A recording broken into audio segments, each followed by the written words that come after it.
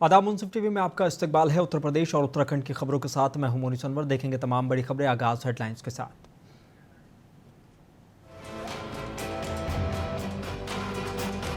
लखनऊ में भारतीय जनता पार्टी ने चलाया सदस्यता अभियान। केशव प्रसाद मौर्य बोले, सदस्यता के आधार पर संगठन का होता है निर्माण।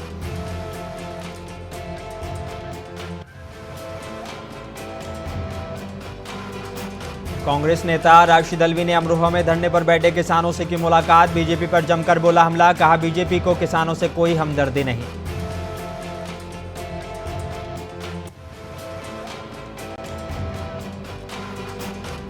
बिजनौर में पुलिस और बदमाशों के बीच हुई मुठभेड़। गोली लगने के बाद सरगना समेत 2 लोग घायल।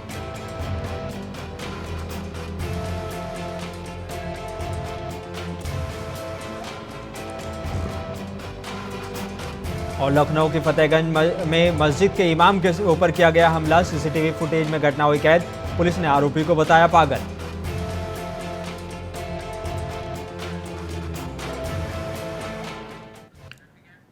आइए बुलेटिन की शुरुआत करेंगे कुछ अहम और बड़ी खबरों के साथ। उत्तर प्रदेश की राजधानी लखनऊ में भाजपा ने सदस्यता अभियान 2024 कार्यशाला का आयोजन किया है। भाजपा प्रदेश अध्यक्ष भूपेंद्र चौधरी, धर्मपाल सिंह और उत्तर प्रदेश के दोनों उप मुख्यमंत्री इसमें मौजूद रहे। उप मुख्यमंत्री केशव प्रसाद मौर्य ने कहा कि ये महापर्व होता है, सदस्यता के आधार पर संगठन का निर्माण होता है। मीडिया से बात करते हुए उन्होंने अखिलेश यादव पर भी निशाना साधा है।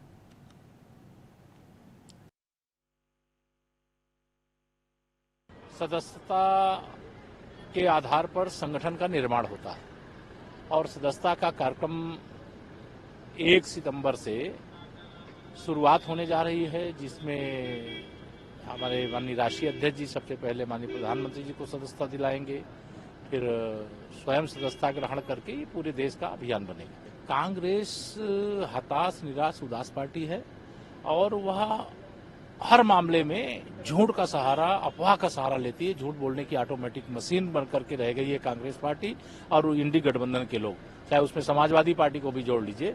ये बयानवीर हैं, रोज बयान देंगे, लेकिन गरीब का भला नहीं कर सकते, पिछड़ों का भला नहीं कर सकते, दलितों का भला नहीं कर सकते। ये केवल अपने परिवार का भला कर सकते, अपनी जाति का भला कर सकते। हम कार्यकर्ता आधारित संगठन है और इस संस्था के माध्यम से हम घर घर जाएंगे, सब लोगों को जोड़ेंगे, बूथों को मजबूत करेंगे और हमारा सदस्यता अभियान 1 सितंबर से प्रारंभ होगा। आज उत्तर प्रदेश की प्रदेश स्तरीय कार्यशाला है। इस कार्यशाला में हम लोग जिला स्तरीय कार्यशाला, मंडल स्तरीय कार्यशाला, बूथों पर सदस्यता अभियान किस प्रकार से चलाना है, इसकी कार्य योजना हम लोग बनाएंगे। और विधायक हाजी मोहम्मद फ़हीम इरफान ने गंगा जमुनी तहजीब की मिसाल कायम की है। इस दौरान विधायक बिलारी ने महिलाओं की सुरक्षा का संकल्प भी लिया और बहनों को वचन भी दिया है। बता दें कि विधायक हाजी मोहम्मद फ़हीम इरफान ने सभी बहनों को पर्व की शुभकामनाएं देते हुए रक्षाबंधन पर राखी की डोर बंधवाई है और उन्होंने कहा कि ये कोई मामूली डोर नहीं है, ये एक भाई और बहन के प्यार के प्रतीक है।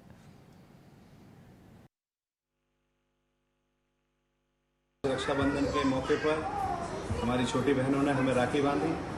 मैंने इनके लिए दुआ की है, अल्लाह ताला इन्हें हमेशा खुश रखे, सुहागन रखे, कामयाब रखे। और मैं सभी देशवासियों को, प्रदेशवासियों को, क्षेत्रवासियों को रक्षाबंधन की पुरखलूस मुबारकबाद पेश करता हूँ। बहन और भाई की मोहब्बत का ये त्यौहार सारी दुनिया में जाना जाता है। इससे ज़्यादा खूबसूरत और मोहब्बत जो बहन भाई के अंदर इस त्यौहार में दिखाई देती है। बहनें अपने भाई की लंबी उम्र की दुआ करती हैं। बहनें अपने भाई के लिए वो सारी दुआएं मांगती हैं जिससे वो इस दुनिया में खुश रह सके। तो मैं मुबारकबाद पेश करता हूँ सभी बहनों को जो अपने भाइयों के लिए इतना स्नेह, इतना प्यार रखती हैं। अल्लाह ताला ये मोहब्बतें, ये प्यार हमेशा कायम रहे और ये रक्षाबंधन का त्यौहार हम सब की ज़िंदगी में ऐसी खुशियाँ लाए। उत्तर प्रदेश के ललितपुर में जेल चौराहे पर एक गाय के बछड़े को बस ने रौंद दिया। ललितपुर के हिंदूवादी संगठनों ने घटना के बाद रोष व्यक्त किया और बता दें कि बस अपनी तेज गति के लिए हमेशा चर्चाओं में रहती है। कल सुबह तेज चौराहे पर एक गाय के बछड़े को रौंदा जिससे उसकी मौत हो गई। राष्ट्रीय बजरंग दल ने के जिलाध्यक्ष गौरव शर्मा के नेतृत्व में जिलाधिकारी आवास पर एक एसडीएम सदर और सीओ सदर को शिकायती पत्र बजरंग दल ने सौंपा है और बस चालक पर कार्रवाई करने की मांग की है। ललितपुर से झांसी जाने वाली बस बैतवा जो कि रोज़ का काम है, बहुत स्पीड इतनी गति से निकालते हैं कि अगर कोई बच्चा या कोई बुजुर्ग अगर क्रॉस कर रहा होगा तो शायद ही वो बचे। कल सुबह 6 बजे करीब रोड के किनारे गाय का बछड़ा लेटा हुआ था, जो अनियंत्रित बस इतनी स्पीड थी कि उसे गाय का बच्चा नहीं दिखा। गाय के बच्चे को वो चढ़ाता हुआ कई दूरी तक उसको खसोड़ता ले गया, जिस पर मौके वहाँ पे लोगों ने रोकने की कोशिश की, लेकिन बस वाला नहीं रुका। जो कि वहाँ के लोगों ने वीडियोस बनाई हैं, फोटो हैं, और बस की रूप हम लोग के पास की मांग है कि बस जब्त करके ड्राइवर और क्लीनर के ऊपर कार्रवाई की है, सख्त से सख्त जो भी कार्रवाई। एसडीएम सदर और सीओ सदर के माध्यम से महामहिम राष्ट्रपति के नाम एक ज्ञापन दिया गया है, जिसमें अधिवक्ताओं ने बताया कि भारत की संवैधानिक लोकतांत्रिक व्यवस्था के अंतर्गत न्याय व्यवस्था अति आवश्यक और अति महत्वपूर्ण अंग है। अधिवक्ता समाज न्याय व्यवस्था का अभिन्न अंग है। अधिवक्ता समाज को दरकिनार करके या उनकी समस्याओं को अनसुना करके न्यायपालिका को स्वतंत्र, निष्पक्ष और शक्तिशाली बनाया जाना संभव नहीं है और देशवासियों को न्याय से वंचित करना के समान है। बता दें कि त्वरित न्याय पाना देशवासियों का संविधान के अनुच्छेद 21 के अंतर्गत मौलिक अधिकार है। इस मौलिक अधिकार का खुला उल्लंघन सरकार द्वारा उचित कदम न उठाए जाने के कारण हो रहा है। इसको लेकर अधिवक्ताओं ने अपनी 15 सूत्रीय मांगों को लेकर देश के महामहिम राष्ट्रपति को शिकायती पत्र भेजा है। डॉक्टर अम्बेडकर राष्ट्रीय अधिवक्ता संघ के बैनर तले समूचे प्रदेश में पूरे जिले में आज 20/8/2024 आज ज्ञापन दिया जा रहा है, जिसमें हमारी प्रमुख मांगें इस प्रकार हैं कि भारत की संवैधानिक लोकतांत्रिक व्यवस्था के अंतर्गत न्याय व्यवस्था अति आवश्यक एवं अतिपूर्ण अंग है, जो अधिवक्ता न्याय व्यवस्था का प्रहरी ही नहीं बल्कि एक अभिन्न अंग है। इसमें मैं अपनी इस बात को संक्षिप्त में भी कहना चाहूँगा, जिसमें मूल मांग हमारी जो है जिला न्यायालय, उच्च न्यायालय तथा उच्चतम न्यायालय में न्यायाधीशों के निर्धारित पदों में रिक्त रखना तथा न्यायपालिका में लंबित मुकदमों के लिए न्यायाधीशों को आवेशित करना, न्यायपालिका को षड्यंत्रपूर्वक सुनियोजित तरीके से बदनाम करना है। इसे तत्काल रोका जाए। अभियान चलाकर निर्धारित पदों को। उत्तर प्रदेश के अमरोहा के कुबी गांव में मुआवजे की मांग को लेकर धरने पर बैठे किसान की हार्ट अटैक की वजह से मौत हो गई, जिसके परिजन से मिलने कांग्रेस पार्टी का प्रतिनिधिमंडल पहुंचा। उन्होंने नहर के किनारे धरने पर बैठे किसानों से मुलाकात की तो वहीं पूर्व राज्यसभा सांसद राशिद अलवी ने बीजेपी पर जमकर हमला बोला और पूर्व राज्यसभा सांसद ने कहा कि असम के मुख्यमंत्री से अगर किसी को खतरा है तो वो देश के प्रधानमंत्री को है। असम के मुख्यमंत्री हेमंत बिस्वा शर्मा आरएसएस को खुश करने में लगे रहते हैं, उसे असम के लोगों की चिंता नहीं है और मोदी और आरएसएस का बहुत केयरफुल रहना चाहिए। और कांग्रेस के अंदर तो मुख्यमंत्री बनना चाहते थे, हर कीमत पर छोड़कर चले गए और प्रधानमंत्री को किसानों से कोई लेना देना नहीं है। कोबी गांव उत्तर प्रदेश कांग्रेस कमेटी ने एक डेलीगेशन 21 लोगों का बनाया है। सारे लोग ये बैठे हुए हैं। हम सब लोग कोबी गांव गए थे, वहाँ पे सारे लोगों से मिले। धरने पर लोग बैठे थे। धरने पे बैठे हुए लोगों ने बहुत सारी डिमांड्स रखी हैं। उसमें उन्होंने ये भी कहा है कि सरकार ने और अमरोहा प्रशासन ने उनसे 10 लाख रुपए देने का वादा किया था। वहाँ पे सुरेंद्र नाम के एक हमारे साथी थे जिनकी डेथ हो गई। उस परिवार में 5 लोग मारे जा चुके। ज़मीन का पूरा कंपनसेशन नहीं मिला है। सबकी मौजूदगी में मैंने डिस्ट्रिक्ट मजिस्ट्रेट से, कलेक्टर अमरोहा से बात की है।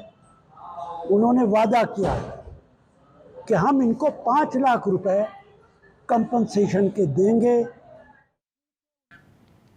उत्तर प्रदेश की राजधानी लखनऊ के फतेहगंज में मस्जिद के इमाम मोहम्मद यूनुस कारी बच्चों को ट्यूशन पढ़ाकर मगरिब की नमाज के लिए जा रहे थे। तभी गांव के ही रहने वाले जितेंद्र मिल गया, जो कई दिनों से सोशल मीडिया पर आपत्तिजनक टिप्पणी कर रहा था और कहता था कि मस्जिद में लाउड स्पीकर हटा लो, और इमाम साहब को देखते ही गालियां देने लगा और देखते ही इमाम साहब पर गला बंद पकड़कर हमला कर दिया। उसके बाद ईंट और गुम्मे से हमला करते हुए छत पर चला गया। इमाम साहब कारी मोहम्मद यूनुस ने किसी तरह अपनी जान बचाई। सारी घटना सीसीटीवी कैमरे में कैद हो गई है। सूचना मिलने पर क्षेत्र के कुछ लोग मस्जिद पहुंचे और इमाम साहब को लेकर थाने जाकर तहरीर दी और सीसीटीवी फुटेज सौंपा और दिखाया कि सारी घटना बताई है। इंस्पेक्टर ने कुछ समय बाद ये बताया कि लड़का पागल है और उसका दिमागी तवाज़ुन ठीक नहीं है।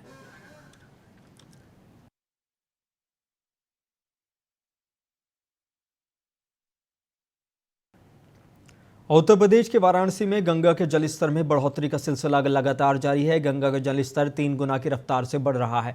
जलस्तर बढ़ने के कारण घाटों पर आपसी संपर्क टूट चुका है। दशाश्वमेध घाट पर छत पर गंगा आरती हो रही है, वहीं मणिकर्णिका घाट की छत पर भी शवदाह किया जा रहा है। जगह कम होने के कारण शव यात्रियों को परेशानियों का सामना करना पड़ रहा है। बता दें कि केंद्रीय जल आयोग के बाढ़ बुलेटिन के अनुसार मंगलवार को गंगा का जलस्तर 68.80 मीटर दर्ज किया गया है। गंगा का जलस्तर में 3 सेंटीमीटर प्रति घंटे की रफ्तार से बढ़ाव जारी है। पहाड़ों पर हो रही बारिश के कारण प्रयागराज, फाफामऊ और मिर्जापुर में भी गंगा के जलस्तर में लगातार बढ़ाव हो रहा है। इसका असर बनारस में भी देखने को मिल रहा है। बनारस में जलस्तर बढ़ने के कारण बलिया में गंगा खतरे के निशान के ऊपर बह रही है।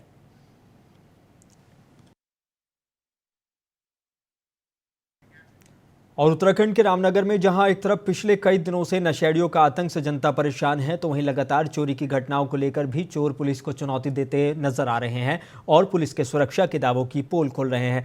बता दें कि बीती रविवार की रात अज्ञात चोरों ने नगर के मुख्य बाजार में एक व्यापारी की दुकान के बाहर रखे टाटा कंपनी के 10 नमक के कट्टे चोरी कर लिए और पुलिस के रात्रि गश्त पर कई सवाल खड़े कर दिए। लगातार इस तरह की घटनाओं से अब व्यापारियों में रोष बढ़ रहा है। नमक चोरी की घटना की जानकारी मिलने के बाद पुलिस जांच में जुट गई है।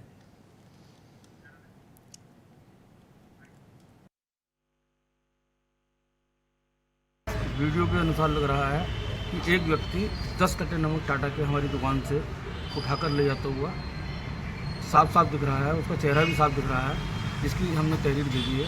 10 कट्टे नमक नगर पालिका की कूड़ा गाड़ी, उसमें साफ साफ लिखा हुआ नगर पालिका रामनगर में लेके जाता हुआ दिख रहा है। तहरीर हमने थाने में दे दी है। अब कार्रवाई की इंतजार है इस बात का कि कब तक कार्रवाई इसको होती है। कट्टे की क्या कीमत होगी? 720 रुपये का कट्टा उसका होलसेल का रेट होता है। 7,200 रुपये का रिक्शा हो गया। उत्तर प्रदेश के बुलंदशहर में पूर्व प्रधान और बीडीसी पक्ष में मारपीट और फायरिंग का मामला सामने आया है, जिसमें गोली लगने से 2 युवक घायल हो गए, जबकि एक युवक की मौत। पुलिस ने पूर्व प्रधान को रिवाल्वर समेत गिरफ्तार कर लिया है। पुलिस ने 4 अन्य लोगों को भी हिरासत में ले लिया है। एसएसपी ने बताया कि सीसीटीवी के आधार पर पुलिस मामले की बारीकी से जांच कर रही है।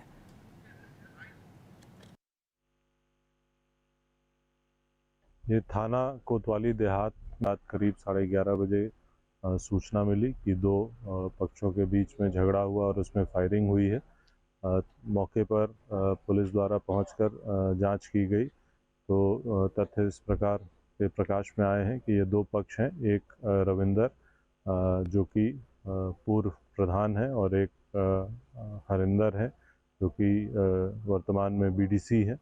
ये दोनों पहले साथ में थे, बाद में इन दोनों के बीच में अलगाव हो गया था और आज यहाँ मिठाई की दुकान को लगाने के लेकर के इन दोनों में कहासुनी हुई थी, जिसमें आपस में इन दोनों पक्ष ने एक दूसरे के ऊपर कुछ कमेंटबाजी की, जिसको लेकर के आज रात्रि 11:30 बजे दोनों पक्ष में आपस में झगड़ा हुआ। उत्तर प्रदेश के हरदोई जिले के पाली थाना इलाके में हसनापुर गांव में करीब एक 28 वर्षीय युवक की गोली मारकर गांव के ही 4 लोगों पर अपने रिश्तेदारों के साथ मिलकर हत्या करने का आरोप है। घटना से क्षेत्र सहित पुलिस महकमे में हड़कंप मच गया। जानकारी होने पर एसपी नीरज कुमार जादौन भी मौके पर पहुंचे और जांच पड़ताल की। पुलिस ने शव को कब्जे में लेकर पोस्टमार्टम के लिए भेजा है और कई एंगल से जांच पड़ताल शुरू कर दी है। सूचना पर पुलिस अधीक्षक नीरज कुमार जादौन सहित भारी पुलिस बल मौके पर पहुंचा। फॉरेंसिक टीम ने भी मौके से नमूने इकट्ठे किए। पुलिस ने शव को कब्जे में लेकर पोस्टमार्टम के लिए भेज दिया है। क्षेत्राधिकारी शाहबाद अनुज मिश्रा ने बताया कि तहरीर के आधार पर मुकदमा दर्ज किया गया है और अग्रिम विधिक कार्रवाई की जा रही है।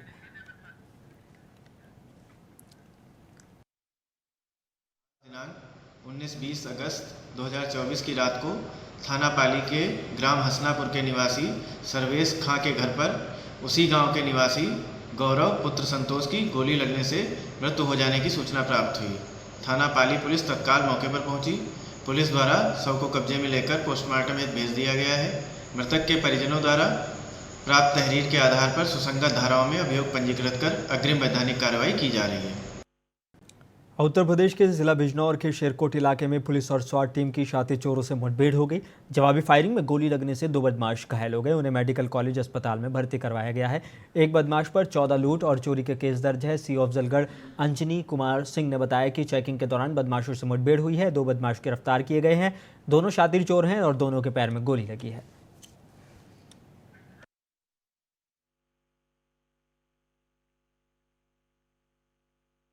थाना शेरकोट के परमावाला पुलिया के पास रक्षाबंधन त्यौहार की सुरक्षा के दृष्टिगत आज रात बैरियर लगाकर संदिग्ध वाहन और व्यक्तियों की चेकिंग की जा रही थी।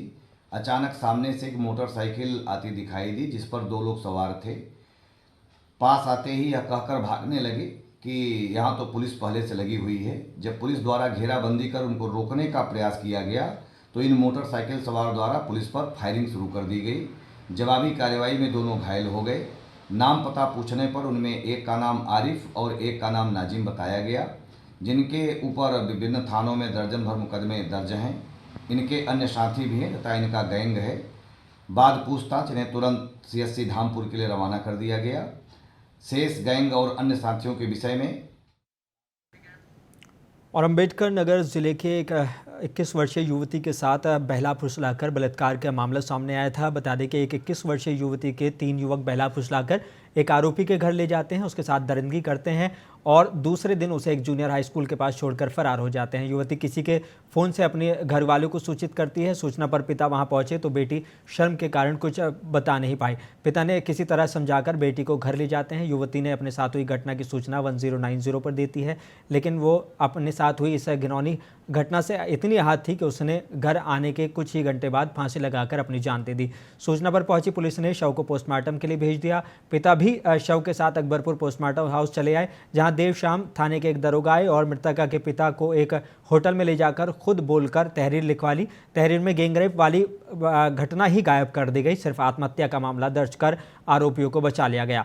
हालांकि जब मामला बढ़ा तो परिजनों ने इसका विरोध दर्ज कराया और कि रेप का मामला क्यों नहीं दर्ज किया गया। कुछ राजनीतिक दबाव भी पड़ा तो आनन फानन में देर रात गैंगरेप की धारा बढ़ाई गई। पुलिस द्वारा 2 आरोपियों को गिरफ्तार भी कर लिया गया। गिरफ्तार दोनों आरोपियों को पुलिस कोर्ट में पेश करने ले जा रही थी, तभी दोनों आरोपी जीप में कूदकर भागने की कोशिश करने लगे, लेकिन जीप से कूदने और भागने के प्रयास में दोनों का पैर टूट गया। इलाज के लिए अस्पताल में भर्ती कराया गया है। जनपद अम्बेडकर नगर के थाना राजे सुल्तानपुर अंतर्गत मुकदमा अपराध संख्या 240/24 में 2 अभियुक्तों को गिरफ्तार कर आज माननीय न्यायालय के समक्ष रिमांड हेतु ले जाया जा रहा था। रास्ते में दोनों अभियुक्त पुलिस की गाड़ी से कूदकर भागने का प्रयास किए, जिसमें उनको गंभीर रूप से चोटें आई हैं, जिनका इलाज जिला अस्पताल के आर्थोपेडिक डिपार्टमेंट में चल रहा है। इन्हें प्लास्टर व अन्य इलाज की कार्रवाई की जा। उत्तर प्रदेश के ललितपुर में दबंगों ने पीड़ित के कच्चे मकान को आग के हवाले कर दिया, जिसके बाद अनाज सहित सारा सामान जलकर राख हो गया। बता दें कि आग लगने की सूचना पर मौके पर पहुंची दमकल की टीम ने आग पर काबू पाया, लेकिन तब तक कच्चा मकान और उसमें रखा सामान जलकर राख हो गया। डायल 112 पुलिस के पहुंचने पर पीड़ित परिवार ने पुलिस की शरण ली। मामला जुआ खेलने से मना करने का था, जिसकी वजह से दबंगों ने पीड़ित परिवार के साथ पहले तो मारपीट की और बाद में पीड़ित के घर को आग के हवाले कर दिया। मामला सदर कोतवाली के बुढ़वार गाँव का बताया जा रहा है।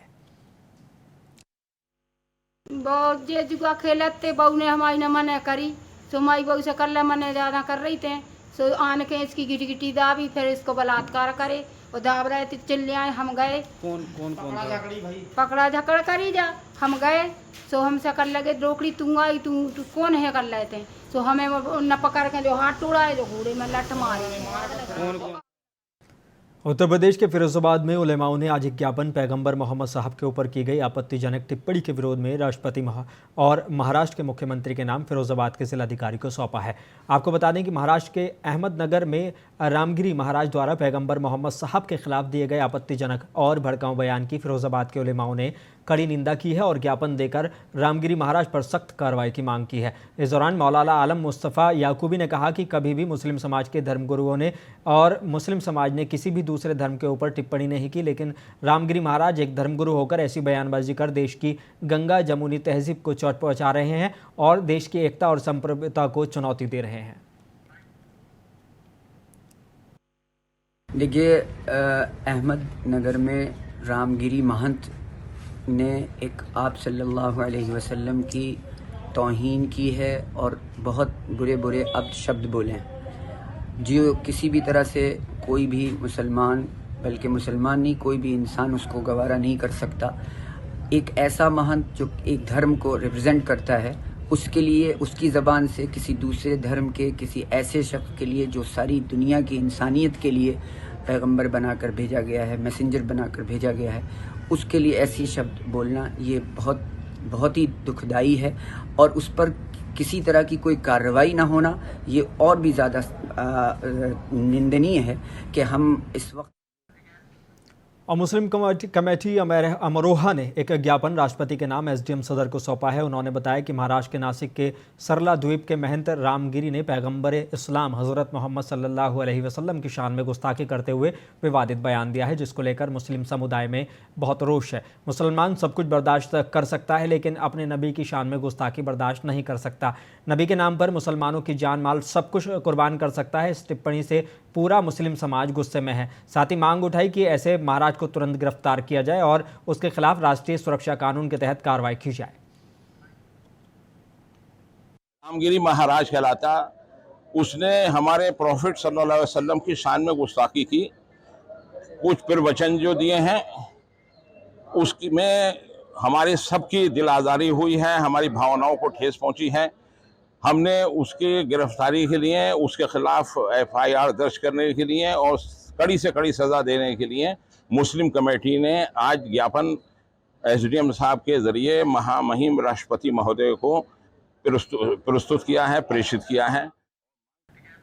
अमरोहा जिले के सैद नंगली पाकबड़ा रोड स्थित ज़ैबा सॉफी हॉस्पिटल के संचालक डॉक्टर शादाब सैफी ने बदलते मौसम में डेंगू, मलेरिया, टाइफाइड के बढ़ते मरीजों को देखते हुए जनता के लिए एक संदेश जारी किया है। उन्होंने कहा कि अपनी सेहत का ख्याल रखें और हल्का सा भी बुखार आने पर तुरंत दवाई लें। बता दें कि इस वक्त टाइफाइड जैसे मरीजों की संख्या काफ़ी बढ़ रही है, जिससे मरीजों की हालत बिगड़ती जा रही है। डॉक्टर शादाब सैफी ने बताया कि किस तरह आप सेहत का ख्याल रख सकते हैं।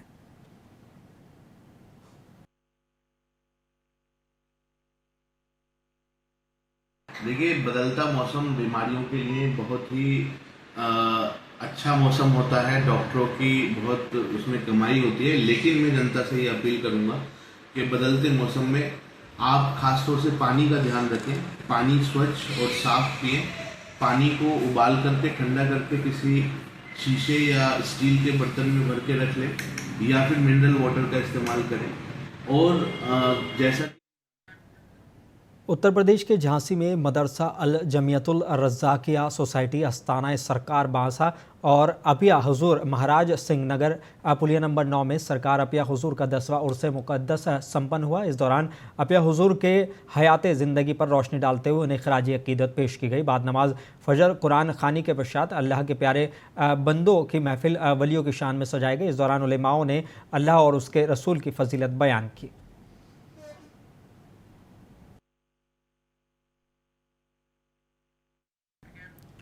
उत्तर प्रदेश के अमरोहा में मामूली बात को लेकर दो युवकों में मारपीट का मामला सामने आया है। दोनों युवकों में जमकर लात घूंसे चले हैं। मारपीट का लाइव वीडियो वायरल हुआ है। वायरल वीडियो के बाद पुलिस मामले की जांच में जुटी है। नगर कोतवाली क्षेत्र के मोहल्ला कटकुई का ये मामला बताया जा रहा है। उत्तर प्रदेश के कौशाम्बी जिले में सीमेंट व्यापारी को नकाबपोश बदमाशों ने गोली मार दी। गंभीर हालत में लोगों ने उसे नज़दीक के अस्पताल में भर्ती कराया, जहां प्राथमिक इलाज के बाद उसे SRN प्रयागराज रेफर कर दिया गया है। जानकारी मिलते ही मौके पर लोगों की भीड़ जमा हो गई। मामले की सूचना थाना पुलिस को हुई तो मौके पर पुलिस ने पहुंचकर घायल व्यापारी को स्थानीय अस्पताल में भर्ती कराया गया, जहां हालत गंभीर होने पर डॉक्टरों ने उन्हें प्रयागराज SRN के लिए रेफर कर दिया। SP ब्रजेश कुमार श्रीवास्तव का कहना है कि जल्द ही अपराधियों को पकड़कर घटना का खुलासा कर दिया जाएगा।